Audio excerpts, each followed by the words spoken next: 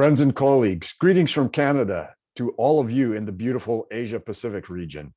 I'm David Boyd, the UN Special Rapporteur on Human Rights and the Environment, and I'm very excited to share the news with you from Geneva that on October 8th, the United Nations Human Rights Council recognized that everyone, everywhere, has the right to live in a clean, healthy, and sustainable environment.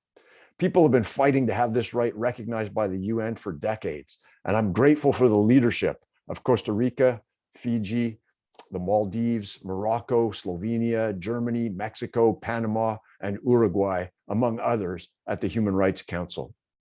The UN recognition of the right to a healthy environment will be a catalyst for stronger constitutional provisions, stronger environmental laws, improved implementation and enforcement of those laws, greater public participation, increased accountability, and most importantly, improved environmental outcomes. This right can be a powerful tool in the hands of environmental human rights defenders. It also serves to highlight and validate the importance of the work that environmental defenders are doing. We've witnessed the power of UN resolutions over the past decade through progress in achieving safe drinking water for millions of people since the UN recognized the rights to water and sanitation in 2010, including Roma communities in Slovenia, rural communities in Mexico, and more than 115 indigenous communities here in Canada. The right to a healthy environment includes clean air, safe and sufficient water, healthy and sustainably produced food, a stable climate, healthy ecosystems and biodiversity, and a non-toxic environment where people can live, work, study, and play. It also includes a set of procedural rights, including access to information, public participation in decision-making, and access to justice. And the rights application must be guided by key principles, including prevention, precaution, non-discrimination, and non-regression. We can use the right to a healthy environment to strengthen constitutions, laws, and policies. At the national level, the right to a healthy environment has already been used by civil society to push for action to address air quality in countries from Indonesia to South Africa. The right has been used to protect biodiversity from Costa Rica to Croatia. The right to a healthy environment has been used to protect water from India to Argentina and is being used to push for more ambitious climate action in many countries around the world. All of you know that we live in a world besieged by the climate crisis, the collapse of biodiversity, pervasive pollution, and a surge in emerging infectious diseases of zoonotic origin, including this terrible COVID-19 pandemic.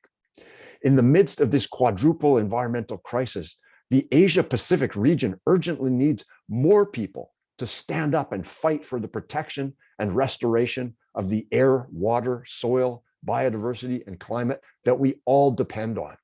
Ultimately, all of our human rights depend on a healthy planet. So we need more defenders of the right to a healthy environment, indigenous rights, the rights of the child, and other human rights. And yet, in far too many Asia-Pacific states, standing up for the environment is a dangerous and deadly activity. The statistics are deeply troubling. More than 200 documented murders of environmental human rights defenders every year. And this is just the tip of an iceberg of harassment, intimidation, violence, and criminalization. Women and girls are amazing environmental human rights defenders, but are particularly vulnerable to violence and harassment. This situation cannot continue. Doctors, nurses, and other frontline healthcare workers have been celebrated for their incredible courage and compassion during the COVID-19 pandemic, and rightly so. But we should also celebrate and honor the incredible courage and dedication demonstrated day in, day out by environmental human rights defenders. We need to stop talking and start taking action to protect these heroic individuals and communities who are working so hard to protect this beautiful blue-green planet that we are all so lucky to call home. Let's work together to transform today's inspiring vision of the right to a clean, healthy, and sustainable environment into tomorrow's reality for everyone. I'd like to just end by extending my profound personal gratitude to all of the environmental human rights defenders for the vital work that you are doing on behalf of your families, your communities, humanity, and the earth. Thank you all so very, very much, and please take care.